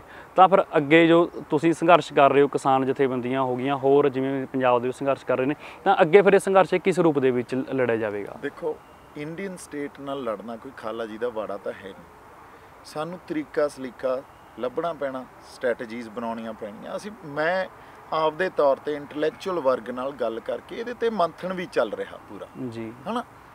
ਪਰ ਐਟ ਦ ਸੇਮ ਟਾਈਮ ਮੰਨ ਲਓ ਸਰਕਾਰ, ਇਹ ਤਾਂ ਲੈਜਿਸਲੇਸ਼ਨ ਬਣ ਗਈ, ਲਾਅ ਬਣ ਗਏ, ਕਾਨੂੰਨ ਬਣਾਤੇ ਉਹਨਾਂ ਨੇ, ਕੱਲ ਨੂੰ ਇਹਦੀ ਇੰਪਲੀਮੈਂਟੇਸ਼ਨ ਜਿਹੜੀ ਉਹ ਸ਼ੁਰੂ ਹੋ ਜਾਣੀ ਹੈ ਜੀ। ਹੁਣ ਅਸੀਂ ਪ੍ਰੋਟੈਕਟ ਕਿਵੇਂ ਕਰਨਾ? ਅਸੀਂ ਰਾਜ ਦਾ, ਜਿਹੜੀ ਸਾਡੀ ਰਾਜਾਂ ਦੀਆਂ ਸਰਕਾਰਾਂ ਜਾਂ ਸਾਡੀ ਸਟੇਟ ਗਵਰਨਮੈਂਟ ਆ, ਉਹਨੂੰ ਕਹੀਏ ਵੀ ਫਾਰਮਰਸ ਨੂੰ ਪ੍ਰੋਟੈਕਟ ਕਰੋ, ਲੈਂਡ ਲਾਜ਼ ਆ ਜਿਹੜੇ ਉਹ ਸਖਤ ਕਰੋ। ਫਾਰਮਰ ਦੀ ਡੈਫੀਨੇਸ਼ਨ ਕੀ ਆ ਪੰਜਾਬ 'ਚ? ਕੋਈ ਬਾਹਰਲਾ ਬੰਦਾ ਆ ਕੇ ਇੱਥੇ ਜ਼ਮੀਨ ਨਾ ਖਰੀਦ ਸਕੇ, ਜਿਵੇਂ ਹਿਮਾਚਲ 'ਚ, ਜਿਵੇਂ ਉੱਤਰਾਂਚਲ 'ਚ, ਹਨਾ। ਐਂ ਸਾਡੇ ਲੈਂਡ ਲਾਜ਼ ਵੀ ਬਹੁਤ ਸਟ੍ਰਿਕਟ ਹੋਣ ਤਾਂ ਕਿ ਫਾਰਮਰਸ ਐਕਸਪਲੋਇਟ ਨਾ ਹੋਣ। ਇਸੇ ਤਰ੍ਹਾਂ ਜਿਹੜੀ FCI ਐਕਟ ਆ ਉਹਦੇ 'ਚ ਸੁਧਾਰ ਹੋਵੇ, ਜਿਹੜਾ FCI ਮੋਰ ਤੁਸੀਂ ਸਟੇਟ ਸਪੈਸੀਫਿਕ ਕਰ ਦਿਓ, ਸਟੇਟ ਉਹਨੂੰ ਕੰਟਰੋਲ ਕਰੇ, ਤਾਂ ਕਿ ਉਹ ਸੁਪਰਵਾਈਜ਼ਰੀ ਬੋਡੀ ਦੀ ਤਰ੍ਹਾਂ ਐਕਟ ਕਰਕੇ ਇਹਨਾਂ ਕਾਰਪੋਰੇਟ ਕਲਚਰ ਨੂੰ, ਇਹ ਕਾਰਪੋਰੇਟ ਘਰਾਣਿਆਂ ਦੇ ਉੱਤੇ ਇੱਕ ਸੁਪਰਵਾਈਜ਼ਰੀ ਬੋਡੀ ਹੋਵੇ ਜਿਹੜੀ ਕਿਸਾਨਾਂ ਨੂੰ ਪ੍ਰੋਟੈਕਟ ਕਰੇ। ਅਗਲਾ ਮਾਡਲ ਇੱਕ ਅਮੂਲ ਦਾ ਮਾਡਲ ਆ, ਜਿਹੜੇ ਅਮੂਲ ਜਿਹੜੀ ਇੱਕ ਆਪਣੀ ਕੰਪਨੀ ਆ, ਉਹਨੂੰ ਫਾਰਮਰਸ ਕੰਟਰੋਲ ਕਰਦੇ ਆ। ਜਿਹੜਾ ਮੈਨੂਫੈਕਚਰਰ ਆ ਜਾਂ ਕਿਸਾਨ ਆ, ਉਹ ਦੁੱਧ ਪੈਦਾ ਕਰਕੇ ਉੱਥੇ ਦਿੰਦੇ ਆ, ਉਦੋਂ ਬਾਅਦ ਉਹ ਮੈਨੂਫੈਕਚਰ ਕਰਕੇ ਉਹਦੇ ਬਾਏ ਪ੍ਰੋਡਕਟਸ ਬਣਾ ਕੇ ਦੁੱਧ ਦੇ, ਹਨਾ, ਉਹ ਵੇਚਦੇ ਆ। ਤੇ ਉਹ ਇੱਕ ਕੋਆਪਰੇਟਿਵ ਸੁਸਾਇਟੀਜ਼ ਕੰਟਰੋਲ ਕਰਦੀਆਂ ਉਹਨੂੰ, ਜਿਹੜੀਆਂ ਕਿ ਕਿਸਾਨਾਂ ਦੇ ਕੰਟਰੋਲ 'ਚ ਆ। ਤੇ ਸਾਨੂੰ ਵੀ ਕੁਝ ਪੰਜਾਬ 'ਚ ਇਹੋ ਜਿਹਾ ਕੁਝ ਕਰਨਾ ਪਊਗਾ ਤਾਂ ਕਿ ਕਿਸਾਨਾਂ ਨੂੰ ਅਸੀਂ ਪ੍ਰੋਟੈਕਟ ਕਿਵੇਂ ਕਰਨਾ, ਕਿਉਂਕਿ ਇਹ ਇੱਕ ਇਹੋ ਜਿਹੀ ਇਕੋਨਮੀ ਦਾ ਪਾਰਟ ਆ। ਇੰਡਸਟਰੀ ਐਗਰੀਕਲਚਰਲ ਜਾਂ ਐਗਰੀਰੀਅਨ ਮਾਡਲ ਇੱਕ ਇਹੋ ਜਿਹਾ ਮਾਡਲ ਆ ਜਿਹਨੂੰ ਸਬਸਿਡੀ ਦਿੱਤੇ ਬਿਨਾਂ ਤੁਸੀਂ ਸਰਵਾਈਵ ਨਹੀਂ ਕਰਾ ਸਕਦੇ ਜੀ। ਸੋ ਇਹਦੇ ਲਈ ਪ੍ਰੋਟੈਕਟਿਵ ਜਿਹੜੇ ਮੈਜਰਸ ਹੋਣੇ ਚਾਹੀਦੇ ਆ, ਬਹੁਤ ਸਟ੍ਰਿਕਟ ਹੋਣੇ ਚਾਹੀਦੇ ਆ। ਬਾਈ ਜੀ, ਤੁਸੀਂ FCI ਦੀ ਗੱਲ ਕੀਤੀ, ਸ਼ਾਂਤਾ ਕੁਮਾਰ ਕਮੇਟੀ ਬਣਾਈ ਸੀ ਇੱਕ, ਉਹਨੇ ਰਿਪੋਰਟ ਕੀਤੀ ਸੀ BJP ਸਰਕਾਰ ਨੂੰ ਕਿ FCI ਭੰਗ ਕਰ ਦਿਓ। ਇਹ ਇੱਕ ਚਿੱਟਾ ਹਾਥੀ ਹੈ, ਦੇਸ਼ ਦੇ ਵਿੱਚ ਬੜਾ ਵੱਡਾ ਘੁਟਾਲਾ FCI ਥਰੂ ਹੁੰਦਾ। ਇੱਕ FCI ਪੁਆਇੰਟ ਹੋ ਗਿਆ। ਦੂਜਾ, ਨਿਤਿਨ ਗਡਕਰੀ ਨੇ MSP ਦੇ ਬਿਆਨ ਦਿੱਤਾ ਸੀ, ਭਾਵੇਂ ਉਹ ਬਦਲ ਗਏ ਸੀ। ਤੁਸੀਂ ਕਿਵੇਂ ਦੇਖਦੇ ਹੋ ਕਿ ਕਿਤੇ ਨਾ ਕਿਤੇ ਇਹ ਪਲੈਨਿੰਗ ਇਹ ਸਰਕਾਰ ਦੀ ਵੀ ਬੜੇ ਵੱਡੇ ਪੱਧਰ ਤੇ ਚੱਲੀ ਆ ਰਹੀ ਹੈ? ਹਾਂਜੀ ਜੀ, ਦੇਖੋ ਗੱਲ ਆਏ ਆ, ਚਾਹੇ APMC ਐਕਟ ਹੋਵੇ, ਚਾਹੇ FCI ਐਕਟ ਹੋਵੇ, ਉਹਦੇ 'ਚ ਬਹੁਤ ਵੱਡੇ ਸੁਧਾਰਾਂ ਦੀ ਜ਼ਰੂਰਤ ਆ।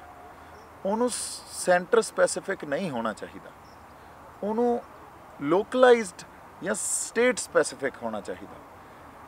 ਸਟੇਟ ਜਿਹੜੀ ਡਿਵੈਲਪਮੈਂਟ ਆ ਨਾ, ਉਹ ਹਮੇਸ਼ਾ ਹੀ ਲੋਕਲਾਈਜ਼ਡ ਹੋਣੀ ਚਾਹੀਦੀ ਆ ਜੀ, ਉਹ ਸੈਂਟਰਲਾਈਜ਼ਡ ਨਹੀਂ ਹੋਣੀ ਚਾਹੀਦੀ। ਕਿਉਂਕਿ ਸੈਂਟਰ ਨੂੰ ਨਹੀਂ ਪਤਾ ਸਾਡੀ ਡਿਵੈਲਪਮੈਂਟ, ਇਸ ਧਰਤੀ ਦੇ ਨਾਲ ਜੁੜੀ ਹੋਈਆਂ ਸਾਡੇ ਮਸਲੇ ਕੀ ਆ, ਉਹ ਹੱਲ ਕਿਵੇਂ ਹੋਣੇ ਚਾਹੀਦੇ ਆ, ਸਾਡੀ ਡਿਵੈਲਪਮੈਂਟ ਕਿਵੇਂ ਹੋਣੀ ਚਾਹੀਦੀ ਹੈ, ਸਾਨੂੰ ਪਤਾ। ਇੱਥੋਂ ਦੇ ਬਸ਼ਿੰਦਿਆਂ ਨੂੰ, ਇੱਥੇ ਬੈਠੀਆਂ ਜਿਹੜੇ ਲੋਕ ਆ, ਉਹਨਾਂ ਨੂੰ ਪਤਾ। ਉਹਨਾਂ ਨੇ ਆਪਦੇ ਆਸਾ ਪਾਸਾ ਵੀ ਦੇਖਣਾ, ਉਹਨਾਂ ਨੇ এনवायरमेंट ਨੂੰ ਵੀ ਦੇਖਣਾ, ਉਹਨਾਂ ਨੇ ਉਸ ਤਰ੍ਹਾਂ ਇੱਥੇ ਸੋਧਾਂ ਲੈ ਕੇ ਆਉਣੀਆਂ ਜਿਹੜੀਆਂ ਲੋਕਾਂ 'ਚ ਵੀ ਸਹੀ ਜਾਣ, ਜਿਹੜੀਆਂ এনवायरमेंटਲ ਵਾਈਜ਼ ਵੀ ਸਹੀ ਹੋਣ। ਸੈਂਟਰ ਨੇ ਤਾਂ ਆਪਦੇ ਅਕੋਰਡਿੰਗਲੀ ਆਪਦੀਆਂ ਜਿਹੜੀਆਂ ਨੀਤੀਆਂ ਜਿਹੜੀਆਂ ਉਹਨਾਂ ਨੂੰ ਸਹੀ ਲੱਗਦੀਆਂ, ਜਿਹੜੀਆਂ ਉੱਥੇ ਬੈਠੀ ਹੁਕਮਰਾਨ ਧਿਰ ਦੇ ਹਿੱਤ 'ਚ ਭੁਗਤਦੀਆਂ, ਉਹ ਨੀਤੀਆਂ ਘੜ ਦੇਣੀਆਂ। ਤੇ ਇਸ ਕਰਕੇ ਇਹ ਇੱਕ ਬੈਲੈਂਸ ਆ ਜਿਹੜਾ ਉਹ ਕਦੇ ਬਣ ਵੀ ਨਹੀਂ ਸਕਦਾ ਜੀ। ਬਾਈ ਜੀ, ਚਲੋ ਆਰਡੀਨੈਂਸ ਤਾਂ ਇਹ ਸਰਕਾਰ ਧੱਕੇ ਨਾਲ ਪਾਸ ਕਰ ਰਹੀ ਹੈ, ਤੁਹਾਨੂੰ ਲੱਗਦਾ ਹੈਗਾ ਕਿ ਇਹ ਜੋ ਸਟੇਟ ਸਬਜੈਕਟ ਹੈ, ਆਪਣਾ ਖੇਤੀ ਇੱਕ ਸਟੇਟ ਸਬਜੈਕਟ ਹੈ, ਕਿਤੇ ਨਾ ਕਿਤੇ ਕੇਂਦਰ ਇਹਨਾਂ ਧੱਕੇ ਨਾਲ ਜਿਹੜੇ ਰਾਜਾਂ ਦੇ ਅਧਿਕਾਰ ਨੇ ਉਹਨੂੰ ਕੇਂਦਰ ਦੇ ਅੰਡਰ ਕਰਨਾ ਚਾਹੁੰਦੀ ਹੈ, ਦਿੱਲੀ ਦੇ ਅੰਡਰ ਕਰਨਾ ਚਾਹੁੰਦੀ ਹੈ? ਜਦੋਂ ਆਨੰਦਪੁਰ ਦਾ ਮਤਾ ਆਇਆ ਸੀ, ਉਹਦੇ ਵਿੱਚ ਵੀ ਇਹ ਸੀ ਕਿ ਫਸਲਾਂ ਦਾ ਮੁੱਲ ਪੰਜਾਬ ਹੀ ਤੈਅ ਕਰੇ, ਤਾਂ 84 ਵਾਪਰੇ ਸੀ ਉਸ ਤੋਂ ਬਾਅਦ। ਤਾਂ ਇਹ ਫਿਰ ਹੱਲ ਕੀ ਹੈ ਜੇਕਰ ਸਾਰੇ ਅਧਿਕਾਰ, ਚਾਹੇ ਪਾਣੀਆਂ ਦਾ ਹੋਵੇ, ਆਪਣਾ ਰਾਈਪੇਰੀਅਨ ਸਟੇਟ ਹੈ ਇਹ, ਤਾਂ ਫਿਰ ਉਹ ਧੱਕੇ ਨਾਲ ਉਦੋਂ ਸਾਡੇ ਪਾਣੀ ਲੁੱਟ ਕੇ ਲੈ ਗਏ ਤੇ ਹੁਣ ਸਾਡੇ ਪੰਜਾਬ ਦੀ ਜ਼ਮੀਨ 'ਤੇ ਹਮਲਾ। ਤੁਹਾਨੂੰ ਲੱਗਦਾ ਫਿਰ ਇਹ ਹੌਲੀ ਹੌਲੀ ਕਰਕੇ ਸਭ ਆਪਣੇ ਅਧੀਨ ਕਰ ਲੈਣਗੇ ਰਾਜਾਂ ਨੂੰ? ਨਹੀਂ, ਗੱਲ ਤਾਂ ਉਹੀ ਹੈ ਨਾ। ਹੁਣ ਸਾਰਾ ਕੁਝ ਬਾਈ, ਇਹ ਪ੍ਰੋਬਲਮ ਕਿੱਥੇ ਹੋ ਰਹੀ ਹੈ? ਫੈਡਰਲ ਸਟਰਕਚਰ ਇੱਕ ਨਾਂ ਦਾ ਸਟਰਕਚਰ ਆ, ਬਿਲਕੁਲ। ਡੈਮੋਕ੍ਰੇਸੀ ਇੱਕ ਨਾਂ ਦੀ ਡੈਮੋਕ੍ਰੇਸੀ ਰਹਿ ਗਈ, ਹੈ ਨਾ। ਸਭ ਕੁਝ ਤਾਂ ਹੁਣ ਸੈਂਟਰ ਕੋਲੇ ਚਲਾ ਗਿਆ ਜੀ, ਸਟੇਟ ਕੋਲੇ ਰਹਿ ਹੀ ਕੁਛ ਨਹੀਂ ਗਿਆ। ਤੁਸੀਂ ਇਹ ਦੇਖ ਲਓ, ਐਜੂਕੇਸ਼ਨ ਤੋਂ ਲੈ ਕੇ ਜਿੱਥੇ ਜਿੱਥੇ ਕੋਈ ਰੈਵਨਿਊ ਜਨਰੇਟਡ ਮਾਡਲ ਆ ਸਟੇਟ ਦੇ, ਜਿੱਥੋਂ ਰੈਵਨਿਊ ਆਉਂਦਾ ਉਹ ਸਾਰਾ ਸੈਂਟਰ ਕੋਲੇ ਆ, ਉਹ ਸਾਰਾ ਡਿਪਾਰਟਮੈਂਟਸ ਜਿੱਥੇ ਖਰਚ ਕਰਨੇ ਆ ਉਹ ਸਾਰੇ ਸਟੇਟ ਕੋਲੇ ਆ।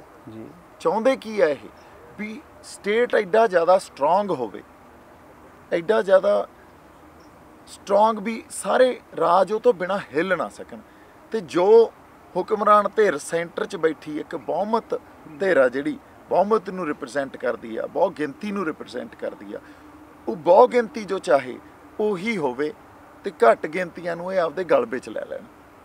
ਸੋ ਜੇ ਇਹਨੂੰ ਅਸੀਂ ਸਟੇਟ ਸੈਂਟਰ ਰਿਲੇਸ਼ਨਸ਼ਿਪ ਨੂੰ ਸਮਝਾਂਗੇ ਨਾ, ਤਾਂ ਇਹ ਇੱਕ ਬਹੁਤ ਵੱਡੀ ਤਾਕਤ ਨੂੰ ਸੈਂਟਰਲਾਈਜ਼ ਕਰਨ ਦੀ ਕੋਸ਼ਿਸ਼ ਕੀਤੀ ਜਾ ਰਹੀ ਆ, ਜੋ ਕਿ ਬਹੁਤ ਸਮੇਂ ਤੋਂ ਚੱਲ ਰਹੀ ਆ ਔਰ ਹੋ ਰਹੀ ਆ, ਔਰ ਉਹਦੇ ਖਿਲਾਫ ਕੋਈ ਬੋਲ ਨਹੀਂ ਰਿਹਾ। ਸਾਊਥ ਵਾਲੇ ਸਟੇਟ ਬੋਲਦੇ ਹੁੰਦੇ ਸੀ, ਅਸੀਂ ਕਦੇ ਸਾਥ ਨਹੀਂ ਦਿੰਦੇ ਸੀ, ਹੁਣ ਅਸੀਂ ਬੋਲਦੇ ਹਾਂ, ਹੁਣ ਉਹ ਸਾਥ ਨਹੀਂ ਦੇ ਰਹੇ। ਨਹੀਂ, ਹੱਲ ਇਹ ਆ ਵੀ ਆਪਦਾ ਇੰਟੈਲੈਕਚੁਅਲ ਵਰਕ ਆ ਨਾ ਜਿਹੜਾ ਸਾਡਾ, ਉਹ ਸਾਡੇ ਨਾਲ ਚੱਲੇ। ਜਦੋਂ ਤੱਕ ਸਾਡਾ ਇੰਟੈਲੈਕਚੁਅਲ ਵਰਕ ਸਾਡੇ ਨਾਲ ਨਹੀਂ ਚੱਲੂਗਾ, ਜਦੋਂ ਤੱਕ ਰਣਨੀਤੀ ਬਣਾਉਣ ਵਾਲੀ, ਵਿਉਂਤਬੰਦੀ ਘੜਨ ਵਾਲੀ ਇੱਕ ਟੀਮ ਵੱਖਰੀ ਨਹੀਂ ਹੋਊਗੀ, ਜਿਨ੍ਹਾਂ ਨੇ ਬਿਰਤਾਂਤ ਰਚਨਾ, ਜਿਨ੍ਹਾਂ ਨੇ ਸਾਡਾ ਨੈਰੇਟਿਵ ਰਚਨਾ, ਉਹ ਨੈਰੇਟਿਵ ਰਚਨਾ ਲੜਾਈ 'ਚੋਂ ਨਿਕਲਦਾ ਕੀ ਹੁੰਦਾ, ਬਿਰਤਾਂਤ ਹੀ ਨਿਕਲਦਾ ਹੁੰਦਾ, ਇਤਿਹਾਸ ਲਿਖੇ ਜਾਂਦੇ ਹੁੰਦੇ ਆ, ਉਹ ਬਿਰਤਾਂਤ ਆ, ਉਹ ਇੱਕ ਸੋਚ ਆ, ਸੋਚ ਲੋਕਾਂ 'ਚ ਵੰਡੀ ਜਾਂਦੀ ਹੁੰਦੀ ਆ। ਜਦੋਂ ਤੱਕ ਉਹ ਲੋਕਾਂ 'ਚ ਸੋਚ ਨਹੀਂ ਵੰਡੋਗੇ ਤੇ ਲੋਕ ਉਹਨੂੰ ਐਕਸੈਪਟ ਨਹੀਂ ਕਰਨਗੇ, ਤੁਸੀਂ ਲੜਾਈ ਨਹੀਂ ਜਿੱਤ ਸਕਦੇ। ਇਸ ਕਰਕੇ ਤੁਸੀਂ ਆਪਦਾ ਬਿਰਤਾਂਤ, ਸਾਨੂੰ ਆਪਦਾ ਬਿਰਤਾਂਤ ਰਚਨਾ ਸਿੱਖਣਾ ਚਾਹੀਦਾ, ਹੁਣ ਆਉਣਾ ਚਾਹੀਦਾ। ਇੱਕ ਨੈਰੇਟਿਵਸ ਅਸੀਂ ਸਿਰਜੀਏ ਜਿਹੜੇ ਲੋਕਾਂ ਤੱਕ ਪਹੁੰਚੇ, ਲੋਕ ਉਹਨੂੰ ਆਪਦੇ ਆਪ 'ਚ ਅਪਣਾਉਣ ਤੇ ਉਸ ਤੋਂ ਬਾਅਦ ਹੀ ਹੱਲ ਨਿਕਲ। ਇੱਕ ਕਿਤੇ ਨਾ ਕਿਤੇ ਇਹੀ ਜੋ ਆਪਣੀ ਆਉਣ ਵਾਲੀ ਜਨਰੇਸ਼ਨ, ਆਉਣ ਵਾਲੀ ਪੀੜ੍ਹੀ ਹੈ, ਉਹਨਾਂ ਦਾ ਮਾਈਂਡ ਲਿਟਰੇਰੀ ਮਾਈਂਡ ਹੋਵੇ, ਉਹਨਾਂ ਨੂੰ ਕਿਤਾਬਾਂ ਨਾਲ ਜੋੜਿਆ ਜਾਵੇ, ਉਹਨੂੰ ਸਮਝਾਇਆ ਜਾਵੇ। ਦੇਖੋ, ਜਦੋਂ ਇਨਸਾਨ ਸਾਹਿਤ ਨਾਲ ਜੁੜ ਗਿਆ, ਉਹਨੂੰ ਆਪਣੇ ਆਪ ਸਮਝ ਪੈ ਜਾਂਦੀ ਹੈ ਕਿ ਸਾਡੇ ਨਾਲ ਵਾਪਰ ਕੀ ਰਿਹਾ, ਦੱਸਣ ਦੀ ਲੋੜ ਨਹੀਂ ਰਹਿੰਦੀ ਹੈਗੀ। ਦੂਜਾ ਬਾਈ ਜੀ, ਤੁਸੀਂ ਸਾਨੂੰ ਦੱਸੋ, ਜੋ ਸ਼ੰਭੂ ਧਰਨਾ ਤੁਸੀਂ ਕੱਲ੍ਹ ਤੋਂ ਸ਼ੁਰੂ ਕਰਨ ਜਾ ਰਹੇ ਹੋ, ਉਹਦੀ ਰੂਪਰੇਖਾ ਕੀ ਹੋਵੇਗੀ? ਸ਼ੰਭੂ ਜਿਹੜਾ ਅਸੀਂ ਧਰਨਾ ਲਾ ਰਹੇ ਹਾਂ ਜੀ, ਉਹ ਇੱਕ ਇਹੋ ਜਿਹਾ ਮੰਚ ਆ ਜਿੱਥੇ ਵਿਚਾਰਾਂ ਦੇ ਵਖਰੇਵੇਂ ਹੋਣਗੇ, ਹਰ ਤਰ੍ਹਾਂ ਦਾ ਬੰਦਾ ਆ ਕੇ ਆਪਦਾ ਵਿਚਾਰ ਰੱਖ ਸਕਦਾ। ਅਸੀਂ ਇੱਕ ਸੰਵਾਦ ਰਚਣ ਜਾ ਰਹੇ ਹਾਂ, ਔਰ ਉਹ ਇੱਕ ਬਿਰਤਾਂਤ ਵੀ ਰਚ ਰਹੇ ਹਾਂ ਦਿੱਲੀ ਨਾਲ ਜਾਂ ਉਹ ਸਟੇਟ ਨਾਲ, ਇੰਡੀਅਨ ਸਟੇਟ ਨਾਲ ਗੱਲ ਕਰਨ ਵਾਸਤੇ। ਇੱਕ ਪਾਸੇ ਕਿਸਾਨ ਜਥੇਬੰਦੀਆਂ ਆਪਦਾ ਸੰਘਰਸ਼ ਜਾਰੀ ਰੱਖ ਰਹੀਆਂ, ਅਸੀਂ ਉਹਨਾਂ ਦੇ ਨਾਲ ਵੀ ਹਾਂ, ਪਰ ਅਸੀਂ ਇਹ ਵੀ ਕਹਿੰਦੇ ਹਾਂ ਇਕੱਲੀ MSP ਦੀ ਲੜਾਈ ਨਹੀਂ ਆ, ਮਸਲੇ ਹੋਰ ਬਹੁਤ ਆ ਪੰਜਾਬ ਦੇ। ਬਿਲਕੁਲ, ਇਹ ਤਾਂ ਪੰਜਾਬ ਦੀ ਹੋਣ ਦੀ ਲੜਾਈ ਹੈ। ਬਿਲਕੁਲ। ਸੋ ਆਓ ਵਿਚਾਰੀਏ ਤਾਂ ਸਹੀ, ਆਓ ਗੱਲ ਤਾਂ ਕਰੀਏ, ਆਓ ਵਿਚਾਰਾਂ ਦੇ ਵਖਰੇਵਿਆਂ ਨੂੰ ਮਾਣ ਸਨਮਾਨ ਤਾਂ ਦਈਏ, ਆਓ ਅਸੀਂ ਕੋਈ ਗੱਲ ਸਮਝ ਕੇ ਉਹਨੂੰ ਇੱਜ਼ਤ ਦੇ ਕੇ ਅੱਗੇ ਤਾਂ ਵਧਾਈਏ। ਸੋ ਇਹੀ ਸਾਡਾ ਉੱਥੋਂ ਦਾ ਜਿਹੜਾ ਪੂਰਾ ਸ਼ੰਭੂ ਧਰਨੇ ਦਾ ਮੰਤਵ ਇਹੀ ਹੈ। ਧੰਨਵਾਦ ਬਾਈ ਜੀ, ਤੁਸੀਂ ਸਾਡੇ ਨਾਲ ਚੈਨਲ ਪੰਜਾਬੀ ਗਲੋਬਲ ਪੰਜਾਬ ਤੇ ਬਣੇ ਹੋਏ ਸੀ। ਇਹ ਸਾਡੇ ਨਾਲ ਬਾਈ ਦੀਪ ਸਿੱਧੂ, ਜਿਨ੍ਹਾਂ ਦਾ ਕਹਿਣਾ ਹੈ ਕਿ ਇਹ ਆਰਡੀਨੈਂਸ ਜੋ ਪਾਸ ਕੀਤੇ ਨੇ, ਇਹ ਪੰਜਾਬ ਲਈ ਮਾਰੂ ਸਾਬਤ ਹੋਣਗੇ। ਤੇ ਕੱਲ੍ਹ ਜੋ 4 ਅਕਤੂਬਰ ਤੋਂ ਧਰਨਾ ਸ਼ੁਰੂ ਕੀਤਾ ਜਾ ਰਿਹਾ ਹੈ ਸ਼ੰਭੂ, ਇਹ ਧਰਨਾ ਅਣਮਿੱਥੇ ਸਮੇਂ ਲਈ ਲਗਾਇਆ ਜਾ ਰਿਹਾ ਹੈ। ਦੂਜੇ ਪਾਸੇ ਕੇਂਦਰ ਸਰਕਾਰ ਵਜੀਦ ਹੈ, ਆਪਣੇ ਕਾਨੂੰਨ, ਆਪਣੇ ਆਰਡੀਨੈਂਸ ਵਾਪਸ ਨਹੀਂ ਲੈ ਰਹੇ ਵਾਪਸ। ਉਹਨਾਂ ਦਾ ਕਹਿਣਾ ਹੈ ਕਿ ਜੋ ਸਾਡੇ ਫੈਸਲੇ ਨੇ, ਇਤਿਹਾਸਿਕ ਫੈਸਲੇ ਨੇ, ਦੇਖਣ ਵਾਲਾ ਹੋਵੇਗਾ ਕਿ ਪੰਜਾਬ ਤੇ ਦਿੱਲੀ ਦੇ ਵਿਚਕਾਰ ਜੋ ਇਹ ਫਾਸਲਾ ਇੱਕ ਬਣਿਆ ਹੋਇਆ ਹੈ, ਇਹ ਕਦੋਂ ਤੱਕ ਮਿਟਿਆ ਜਾਵੇਗਾ ਤੇ ਆਉਣ ਵਾਲੇ ਦਿਨਾਂ ਦੇ ਵਿੱਚ ਇਹ ਸੰਘਰਸ਼ ਕਿਸ ਪਾਸੇ ਵੱਲ ਜਾਵੇਗਾ। ਤੁਸੀਂ ਬਣੇ ਰਹੋ ਸਾਡੇ ਨਾਲ ਚੈਨਲ ਪੰਜਾਬੀ ਗਲੋਬਲ ਪੰਜਾਬ ਤੇ। ਧੰਨਵਾਦ। ਸਾਡਾ ਹਰ ਇੱਕ ਪ੍ਰੋਗਰਾਮ ਦੇਖਣ ਤੇ ਸਾਡੇ ਨਾਲ ਜੁੜਨ ਲਈ ਸਬਸਕ੍ਰਾਈਬ ਕਰੋ ਚੈਨਲ ਪੰਜਾਬੀ ਤੇ ਨੋਟੀਫਿਕੇਸ਼ਨ ਲਈ ਬੈਲ ਆਈਕਨ ਵਾਲੇ ਬਟਨ ਤੇ ਕਲਿੱਕ ਕਰੋ।